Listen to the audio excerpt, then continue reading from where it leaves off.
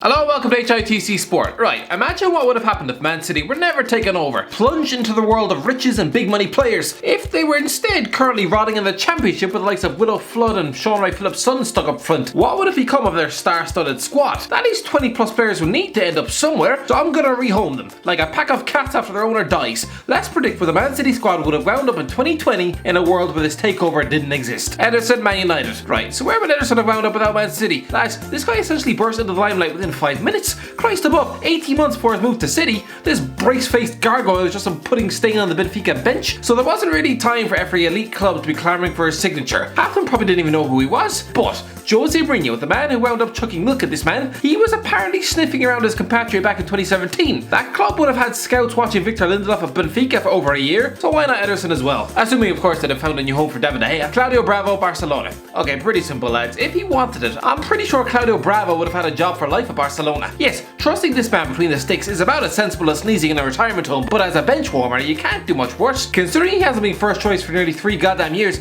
I'm pretty sure he'd have settled for warming Mark ter Stegen's bench in the new camp. I mean, at least it's nicer weather than Manchester. Scott Carson, Derby County. Listen lads, I have no idea why Scott Carson decided to sacrifice a year of his career to sit in the stands of the Etihad. Seems kind of pointless. It's not as if this guy was highly sought after, in the middle of a senseless tug of war. No, without City, he'd just still be back at Derby County. Kyle Walker, Man United. Okay, some naive Tottenham fans might think, oh great, no Man City, so we'd still have Kyle Walker. No lads, are you forgetting? Yes, Walker wanted to move to the Etihad, but it was mutual. Apparently he wasn't in Mauricio Pochettino's plans. Kieran Trippier was on the rise, so the RG boss was only too happy to cash in. So I think an exit was always inevitable. Chelsea were linked, but move back up north also played a part in Walker's decision to be closer to his family. And with United wheeling out an almost decomposed Antonio Valencia at the time, then yeah, this one makes sense. Nicolas Otamendi, Man United. Again, another City defender would probably have been dumped at Old Trafford. Were it not for City, they would have been the ones chucking cash at Valencia for this overpriced sack of meat. Christ, can you imagine both Otamendi and Phil Jones at the same goddamn club? John Stones, Chelsea. Yeah, remember when Jose Mourinho tried to move heaven and earth to drag in John Stones from Everton in 2015? Chelsea had a full-on obsession with this man. Antonio Conte was the same. He'd have been perfect to play in his back three. I mean, definitely more suited than Gary Cahill. And yeah, it probably broke Chelsea's hearts to see him move to Manchester. Aymeric Laporte, Barcelona. Oh come on, you can just see this one, can't you?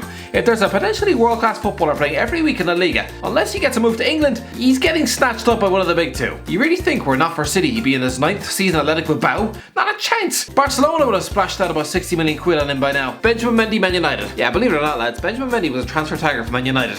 At Monaco, this guy was probably the most sought after left back in Europe, and considering Mourinho would have rather chucked a stale ham sandwich in his defence than Luke Shaw, then yeah, this one would have made sense too. Alexander Zinchenko, Wolves. Okay, well we all know Wolves have tried to sign Alexander Zinchenko in recent years. I have to hope that the club have half-decent scouts who would have still been able to find him on their own. You know, without the help of City showing him off to the world. Before City, he was a left back out in Russia with FC Ula. I'm guessing he'd probably have had to be signed by someone like Zenit St. Petersburg in the interim, but yeah, eventually I'd say he'd have wound up at Wolves. João Cancelo, Chelsea. Lads, Chelsea have been interested in João Cancelo for years. Literal years. Nearly every summer they were trying to pinch him, from Valencia, Inter Milan and Juventus. Without City, without Pep Guardiola, yeah, this guy would have found his way to Stamford Bridge. Kevin De Bruyne, Bayern Munich. Man City are lucky they swooped for Kevin De Bruyne when they did. Leave a raw talent stuck in the German Bundesliga under the noses of Bayern Munich. It's like leaving a steak sandwich on Seth Rogen's plate. Sooner or later, it's going to be gobbled up. Any piece of talent that moves in the Bundesliga is immediately preyed on by Bayern, a club who will literally swallow up anything that looks as though it has a bit of potential. De Bruyne had already played for Werder Bremen, with just one season deep with Wolfsburg, and with Bayern having lost both Toni Kroos and Bastian Schweinsteiger, you're damn right he'd have Munich transfer stamped all over his face. Rodri, Atletico Madrid. Yeah, let's be real. Rodri was only one season with a 5-year contract at Atletico Madrid before he was swayed by the Brazilians on offer at the Etihad. It's not like this guy was desperate to leave Atletico. It's not as if he hated all things Diego Simeone. So yeah, and imagine without City offering to coat his house in gold,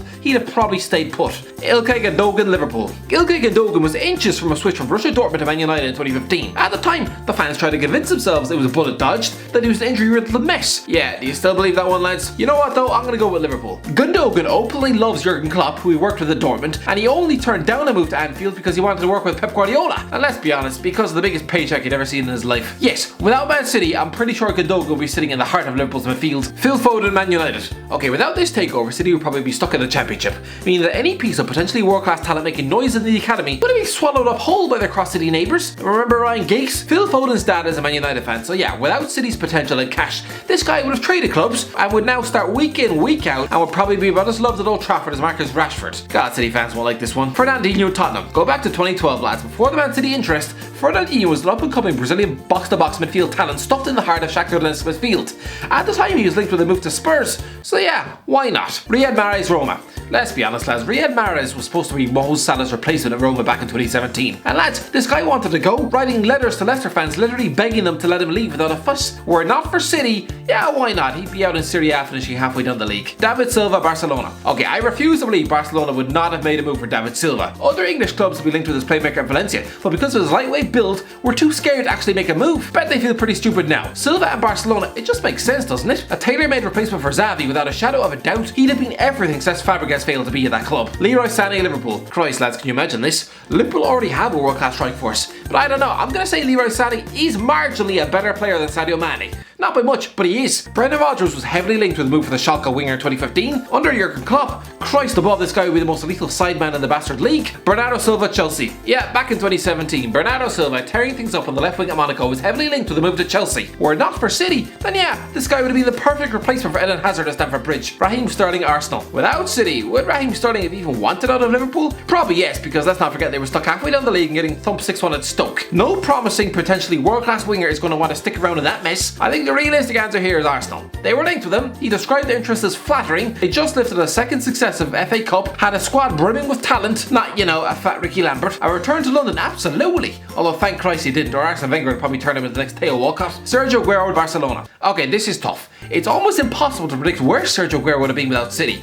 He was linked with half the world. Even Tottenham were trying to look with £30 million bids. Chelsea had just spunked 50 million quid on Fernando Torres, so probably not them. Aguero would have been a brave and disloyal man to make a direct switch to Real Madrid. I don't think he'd have done that. So why not Barcelona as a replacement for the aging David Villa? Gabriel Jesus, Real Madrid. Yeah, why not, lads? A Brazilian goal scoring machine. I don't think he was going to stay at Palmeiras for the rest of his life. When he went to City, there were other big clubs sniffing around him. Real Madrid had interest, and let's be honest, those fans love a Brazilian centre forward. I think this guy with his link-up play and finishing instincts would have been the perfect replacement for Karim Benzema, who, come on lads, is going into his 12th year at the club. Who manages to keep their place up front for 12 years at the biggest club on planet Earth?